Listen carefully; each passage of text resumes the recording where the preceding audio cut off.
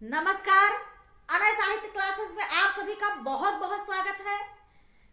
आज हम लोग शब्द के प्रकार को आगे बढ़ाते हुए उसी कड़ी में जो पिछली कक्षा में मैंने आप लोगों को बताया कि रचना और निर्माण की दृष्टि से शब्द के भेद 3 होते हैं। पहला है रूढ़ शब्द, दूसरा है यौगिक शब्द और तीसरा है योग रूढ़ शब्द। पिछली कक्षा में आपको रूढ़ शब्द बताया गया। रूढ़ शब्द वे शब्द होते हैं जिनका सार्थक विभाजन या खंडन नहीं होता है।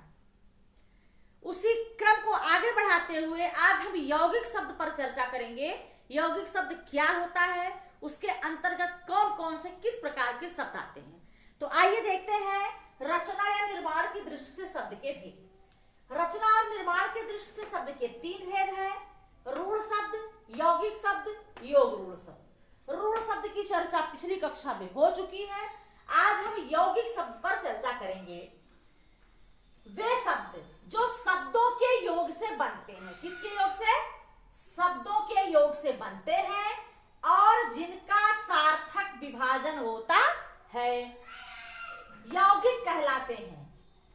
ये वे शब्द होते हैं जो जुड़ने से पूर्व जो अर्थ देते हैं, जुड़ने के बाद भी वही अर्थ देते हैं। मतलब 2 सार्थक शब्दों का योग यौगिक शब्द है।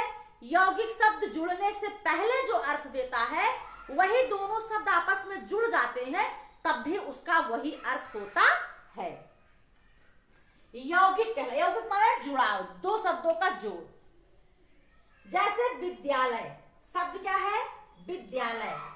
अब इसको देखो कैसे 2 शब्दों का योग है। विद्यालय में 2 शब्द हैं। पहला है विद्या, दूसरा है आलय। दोनों शब्दों का योग क्या हो गया? विद्यालय। कहता है कि अर्थ जुड़ने से पहले जो देता है वही जुड़ने के बाद भी अर्थ देता है। विद्या का मतलब होता है जहां शिक्षा ज्ञान। आलय माने वह स्थान, वह घर जहां विद्या दी जाती है। तो विद्यालय मतलब जो विद्या का आलय, विद्या का घर, विद्या प्रदान करने का केंद्र विद्यालय कहलाता है। इसी प्रकार से निराकार क्या है? निराकार 2 शब्दों का योग है। जैसे निर्धन आकार, अर्थात निर्धन आकार, निराकार। निर माने नहीं, आकार माने आकार बनावट। तो जिसका आकार नहीं है उसे क्या कहते हैं? जिसका कोई आकार नहीं है उसे निराकार कहते हैं। 2 शब्दों का योग है। यह है निर्धन आकार, निराकार। जैसे परोपकार। परोपकार प्रश्न पूछता है परोपकार कौन सा शब्द है? यौगिक, रूढ़, योग रूढ़, और कोई उदाहरण? तो आप जानिए पर धन उपकार। 2 शब्दों का योग यौगिक शब्द होता है। दोनों का सार्थक अर्थ होता है। तो परोपकार का हो जाएगा पर धन उपकार, परोपकार। ठीक, पर धन उपकार, जो दूसरों का उपकार करे उसे उपकार करने वाला क्या होता है? पर धन उपकार, दूसरों का उपकार। ठीक, दूसरों का उपकार क्या कहलाता है? पर उपकार। और दूसरों का उपकार करने वाला परोपकारी। ठीक है, तो 2 शब्दों का योग यौगिक शब्द होता है।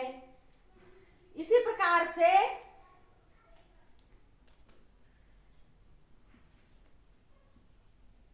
निह स्वार्थ, निह स्वार्थ। पुस्तकालय,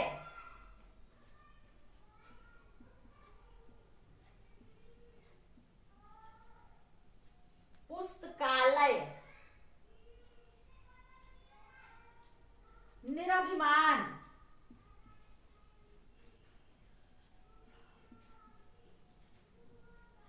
निराभिमान। ये 2 शब्दों का योग, ये कौन सा शब्द है?